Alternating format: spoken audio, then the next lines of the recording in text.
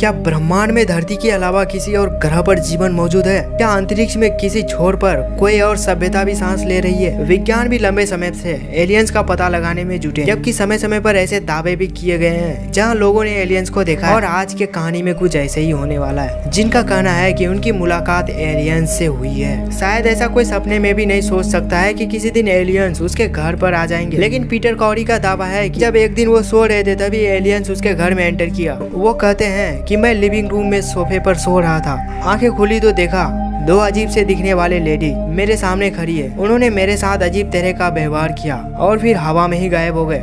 New Hampshire के रहने वाले बर्नी और बेटी हिल के साथ 1961 के सितंबर में कुछ ऐसा ही हुआ, जिसके बाद उसकी जिंदगी बदल दी। दोनों गाड़ी से कहीं जा रहे थे, तभी उन्होंने सड़क के किनारे एक यूएफओ देखा। इसके बाद दोनों को अगले 3 घंटे तक क्या हुआ कुछ याद नहीं। महीनों तक डॉक्टर की थेरेपी के बाद उनकी थोड़ी बहुत याददाश्त वापस आई। ये बात जुलाई 1947 की है। न्यू मैक्सिको के रहने वाले डब्ल्यू मैकब्रेजल आंधी के बाद अपने भेड़ों की खोज पे घोड़े पर निकला। तभी थोड़े ही दूर में एक यूएफओ देखा। जब उन्होंने पास जाकर देखा तो उसमें एलियन पायलट की बॉडी पड़ी हुई थी। इसे राजवेल क्रेस के नाम से जाना जाता है। ये कहानी एक साइंस फिक्शन मूवी की तरह लगेगा। मूडी की कहानी किसी एक साइंस फिक्शन मूवी की जैसा ही है। उनका दावा है कि उन्होंने अपने कार के ठीक सामने एक स्पेसशिप को लैंड करते हुए देख रहा था। वो वहाँ से भागना चाह रहे थे, लेकिन तभी उन्होंने पाया कि स्पेसशिप के 2 अजीब से दिखने वाले इंसान के आकार के जीव उतरे। मूडी को कुछ चुभया और इसके बाद जब मूडी को होश आया तो उनके 3 घंटे बीत चुके थे और इन 3 घंटों में क्या हुआ उन्हें कुछ भी याद नहीं। थेरेपी के बाद थोड़ी बहुत याददाश्त आई। उन्हें सिर्फ यह एहसास हुआ कि एलियंस ने उन पर कुछ प्रयोग किए।